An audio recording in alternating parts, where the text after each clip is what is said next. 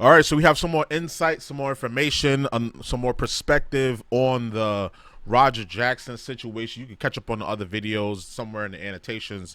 Here's a young man by the name of Elias.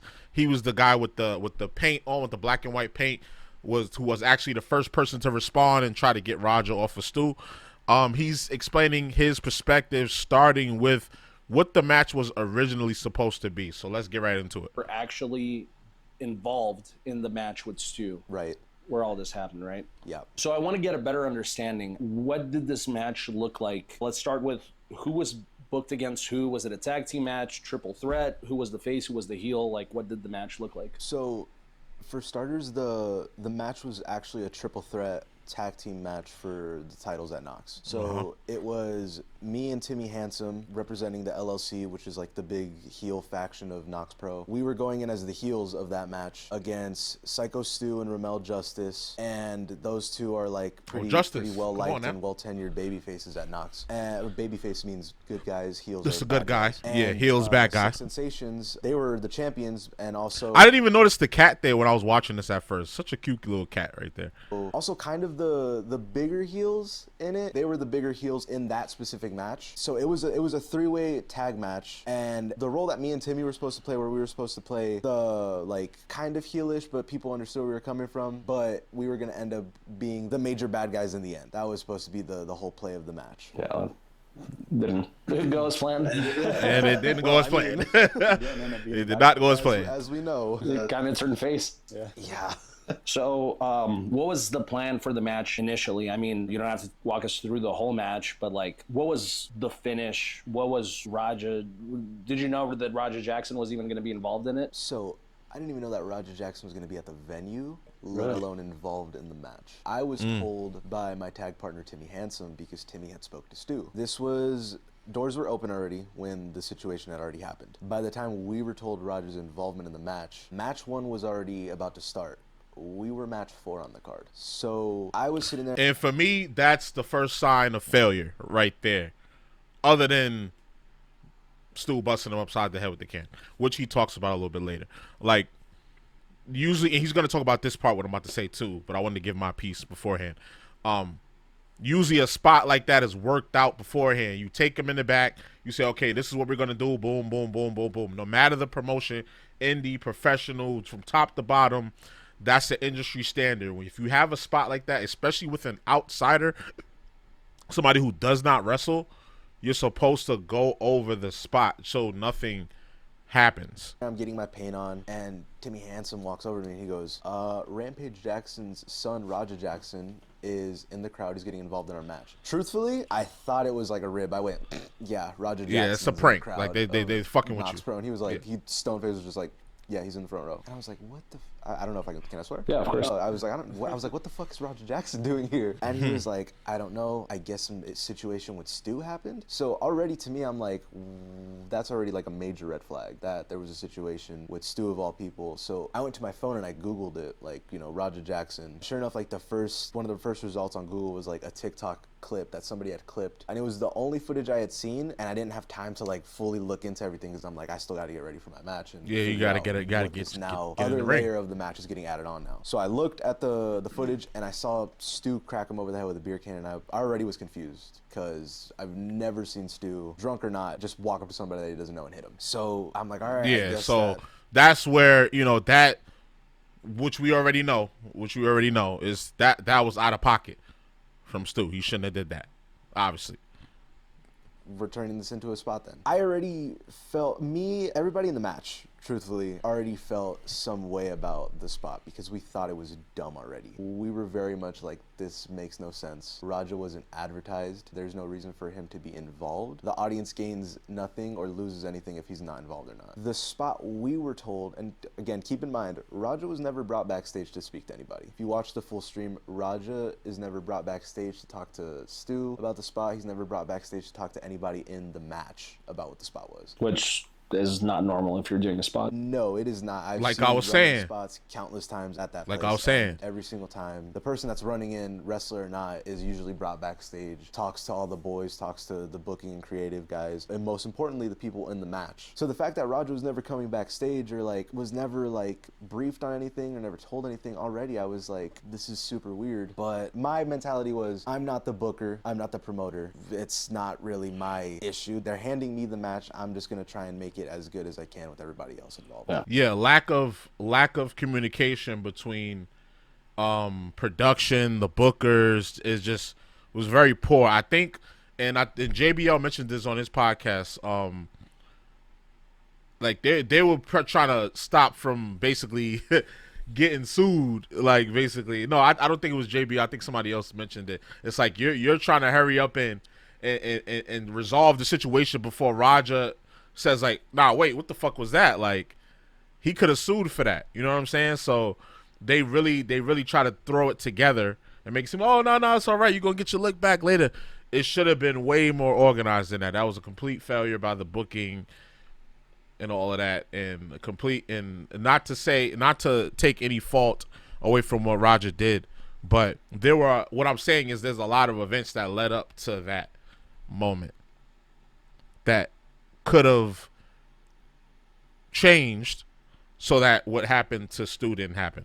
So what was the spot? The spot that we were told was that Raja was supposed to come up on the apron, mine and Timmy's manager, was going to distract the ref. Raja was supposed to give Stu a single punch in the face. Stu was supposed to turn around from the ropes. Me and Timmy Handsome were going to hit Stu with the flagpole that he always walks out with, and then we were just going to like beat him up right there. And then another tag team was supposed to come out, fight off me and Timmy Handsome. But real quick, yeah. What the fuck is this booking? Like, yeah. I mean, but even that booking decision would have been better than what happened, because that made some type of sense.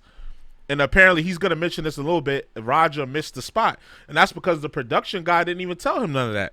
Nobody told him that. No, not AJ Mana, not the production. I watched the entire stream. Nobody told him, yo, you're gonna go up on the apron, you're gonna hit him, and then that's it. He was listening to the chat like, yo, I bet you I could double leg him. I bet you. And there was like 50 subs to knock him out. He was like, oh, I bet you I can knock him out 50 subs. Always wanted to knock out a wrestler. That production guy came up to him and just told him to go in there way after the spot that he was supposed to do. And he didn't even tell him the spot. So that was ridiculous, bro. Like, again, because I know y'all going to come in these comments trying to paint a narrative that you made up in your head. Raja was wrong. Raja takes 90% of the blame for this, 95% of the blame even, but this could have been prevented if it was more organized. Me and Tanner, we were actually thinking about going to the show to support Doug, and like if we had went as first time viewers, not knowing any of this, like what is going on? Yeah. That's just a side note. No, I mean, but yeah, so we were supposed to hit Stu with the flag, beat up on him, and then another team comes in while the refs are distracted, fights us off, and then Slick Sensations was going to slide in and win. And is that who ended up pinning Stu? One of those guys? That pissed me off. No, the one that covered him. Why would you pin him? Was Timmy Handsome. Is that your partner? Yeah, he was my partner. He's a good friend of mine. Congrats on winning the match. Dude, we were. That's a dark joke. That's a dark joke.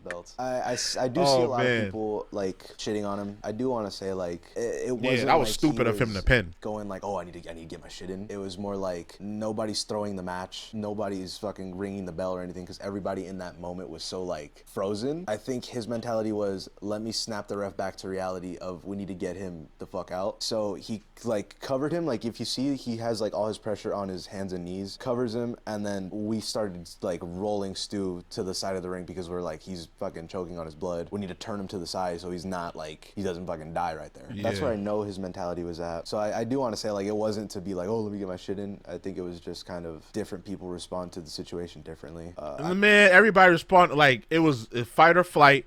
Most people there, they chose flight or no, it's flight, fight or fawn. Fawn is when you just sit there in fear. You're frozen in fear. Most people there, they fawned. He fawned at first, but then he at least stepped in there and tried to do something. At first, he's a kid. He's 18 years old. You know, like he's a kid. Like what can you expect from a kid? You know what I mean? Who's obviously in the shock by what's happening.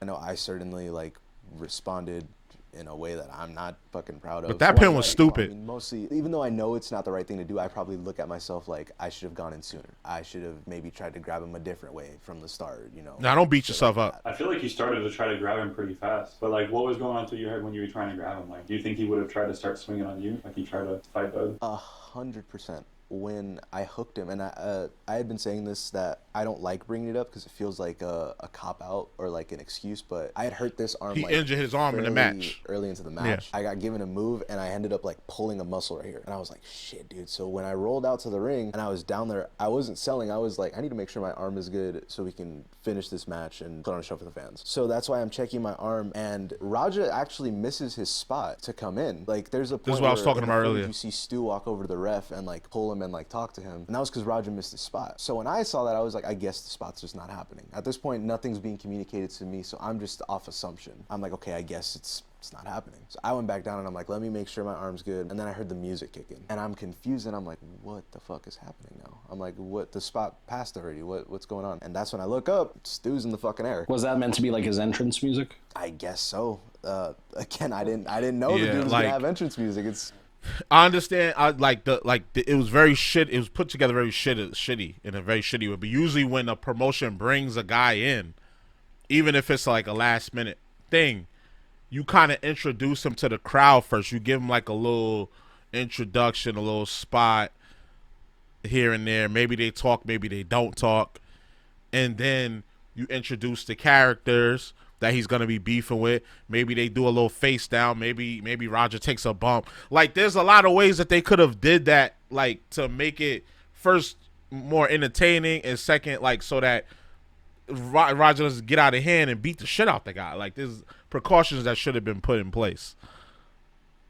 fucking bizarre because, you know, usually in wrestling you don't see somebody that's gonna do like a celeb run and have entrance music. It's just something you're not used to. So when I'm not taking fault away from Roger. I'm just saying, like, the opportunity for that, for him to even do that, could have been taken away, or severely, the probability of it happening could have been severely limited. I heard the music, I'm like, who the fuck is coming? I'm like, If it what was is getting playing added better. to this shit now? I'm like, we have so much, like, it was 10 pounds of shit in a 5-pound bag. It was fucking obnoxious. But Wow. yeah, so I saw Stu in the air and he got dropped. And from where I'm looking, I thought Stu bumped. So I'm like, did they end up like calling a spot where he like double legs him like that? So I'm like, okay, I've seen Stu bump. That was a shitty bump. Already red flags are in my mind. I'm like, that was fucking weird. Then I start seeing like the hits come and I'm like still frozen. I'm like, is this still like part? I'm like, is this still part of the match? What the fuck is happening? When I realized something was wrong was when I saw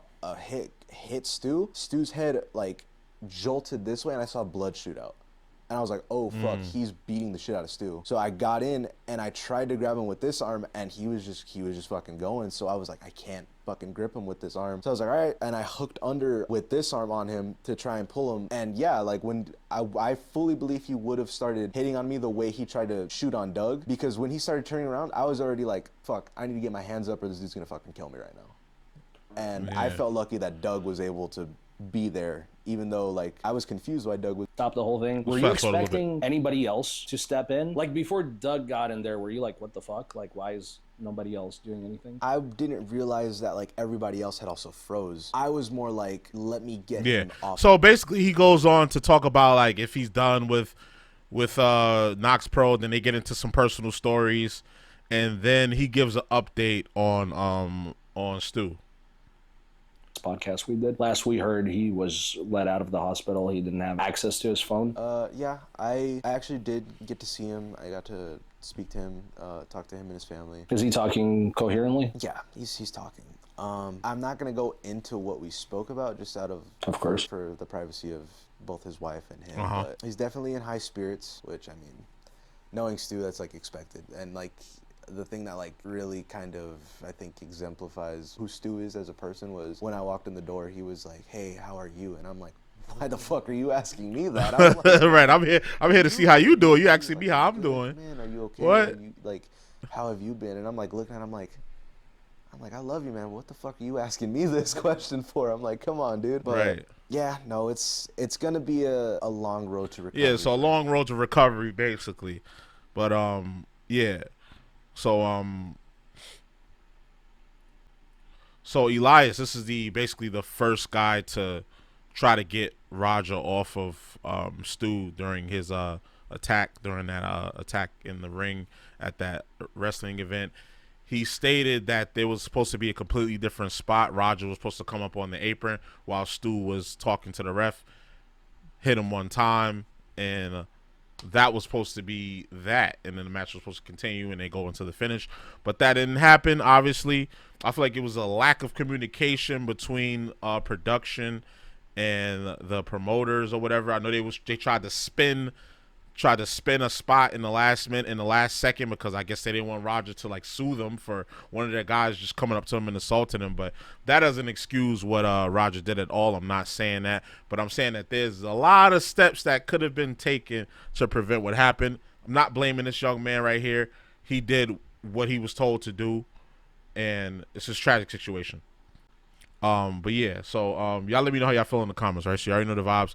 Like, comment, subscribe, all that good stuff. It's your boy JusticeXFalls, and we out. One.